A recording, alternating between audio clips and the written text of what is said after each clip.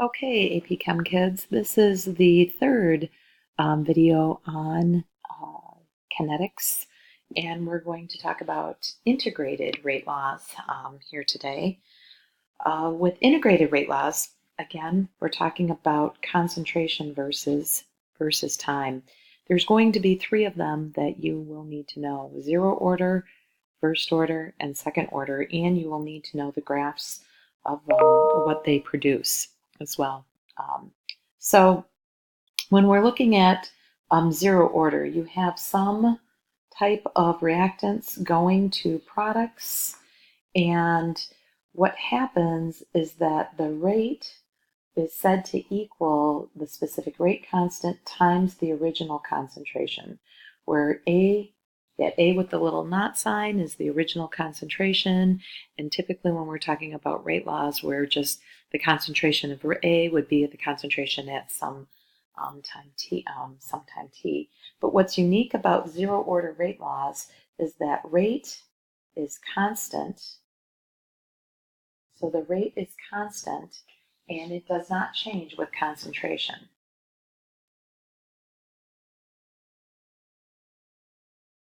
So what it would look like is you would have a rate, let's say you have a rate that's 1 molarity over second with a concentration that is 2, and now you have a concentration of 4, and that rate is still the same that I had said earlier, 1 molarity over a second. That was the number I used, but the rate doesn't change with concentration.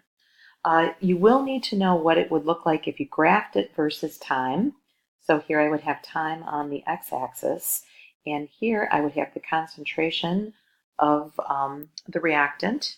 And what the graph looks like is a negative sloping line, and that slope is actually equal to, oops, we went back one here, that slope is equal to a negative k. So that little k, actually the slope is the specific rate constant. That's what you need to know with first order. Half-life is also something that will be talked about. The half-life for zero order reactions, as written there, would be the initial concentration over 2K. And half-life, you may have remembered from your first year course when we were talking about radioactivity. We defined what half-rate was, what half-life was, but we only were using a certain order of half-life, which ended up being first order in your first year course. Now you need to know that there can be other types of half-lives. There's a zero order half-life, a first order half-life, and a second order half-life that you guys will be responsible to know. All right, when we're talking about first order rate law, so now you've got some concentration going to products, and we've defined this as being first order. Remember, a rate is still that change in concentration, as it's showing here, right here, over that change in time. So it would then equal to that specific rate constant times how this concentration would change. Now, in order for the first order rate law to yield a straight line, we have to take the natural log of the concentration. That is what is on the y-axis. So the natural log of A over time will produce a negative sloping line. So again, the slope is equal to a negative k. And this equation here would be the equation for integrated first order rate law. The natural log of A is equal to the negative kt plus the natural log of A to the naught sign, which, remember, that means initial concentrations. Okay. Half-life for this guy right here. Okay. And remember what half-life is. We defined half-life in our first year course. It is the time for the reaction to reach half of its original concentration. Okay, so that is what half-life is. So time for a reactant to reach half of its original concentration. The half-life equation for first-order reactions is, and this is a typical expression for half-life, T to the 1/2. But for first-order expressions, the equation is T is equal to 0.693 over K. So first-order reactions, the half-life and the concentration are not dependent. If we look at a plot of this, I got to do this one here. If we look a plot of what a half-life looks like, this is the half-life that you guys studied in your first year course. You'll notice that at a given time here, so here it looks like a half-life. One half-life here I can tell you is 50 seconds. And here we started out with 0.1. After 50 seconds, I have half of that.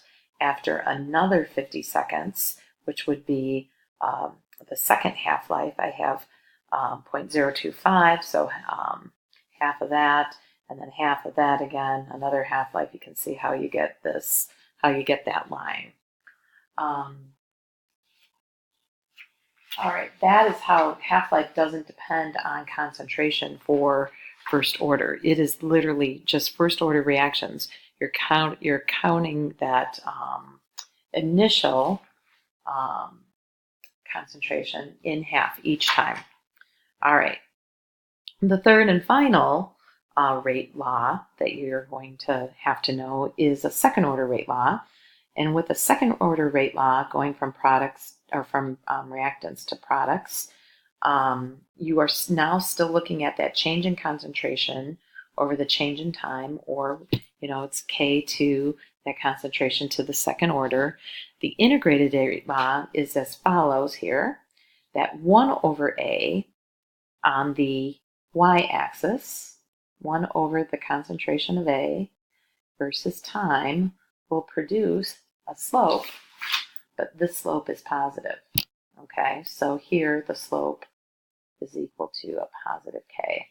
Okay, 1 over A is equal to the specific rate constant times time plus 1 over the initial concentration. All right, so half-life for a second order reaction is given as 1 over K times the initial concentration. And here the half-life is dependent now, as you can see, on the initial concentration compared to the other sort. So, all right, what would a problem look like? And these will be problems that you'll see here on your in your textbook. What I'd like for you to do now is to pause this and to try this problem. Given the decomposition of N2O5, first order rate constant is 0.035 minutes per minute, I should say. Find the concentration of N2O5 after 4 minutes, starting with N2O5 equaling 0.16 moles per liter. Then when you're done with that, try the time required for the concentration to drop from 0.16 to 0.1, and then find the time required for half the sample to decompose. Okay, here we go. If we're taking a look at the first part of the problem,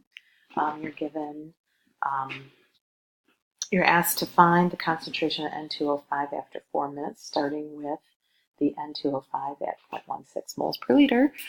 Just using the rate law equation, I plugged in and solved for the initial concentration for this problem. And for the second problem, then part B, given the decomposition of N2O5, first order, rate constant of 0.35, the time required for the concentration to drop from 0.16 to 0.10. Using this equation, I came up with 1.3 minutes. Hopefully you came up with the same.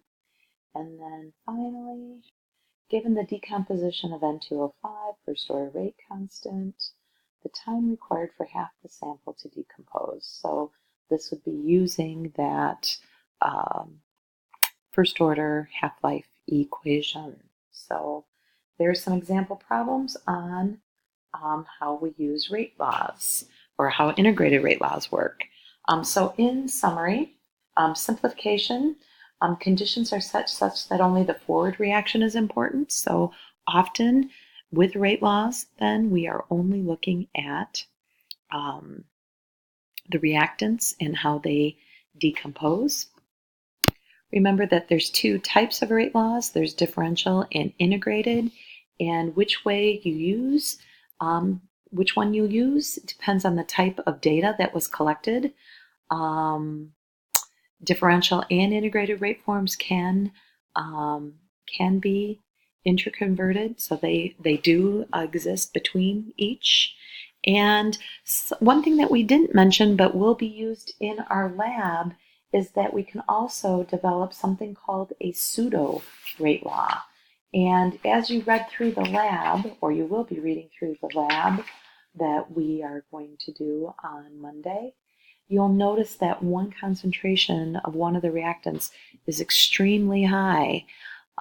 So then if that is the case, we can pretty much assume that the reaction goes to completion, and we can use that information for a pseudo rate law relationship, where in effect it is acting as if it was only having or acting as one reactant as well. So let's see, that could be one more slide. The most common method for still reaction rates is that method of initial rates that was done in the second video. Concentration versus times used to determine integrate law, often graphically. And for several reactants, you choose conditions under which only one reactant varies significantly. So this is what we were talking about before with the pseudo order conditions. So we vary one, but we keep another one at a very, very high concentration, and we can determine the rate law through that method. I hope this helps, and good luck.